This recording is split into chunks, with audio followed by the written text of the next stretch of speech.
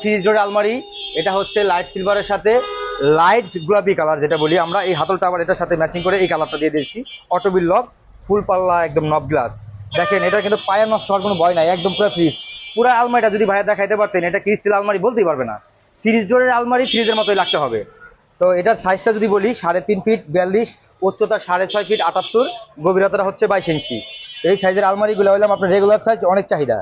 তো এবার যদি ভিতরে একটু খুলি, দেখেন এই আপনার ফ্রিজ ডোর আলমারি কিন্তু দাদা ভাই পুরো খোলা যায়। দেখেন পুরাটা, দেখেন কি সুন্দর পুরাটা আলমারি খোলা যেতেছে।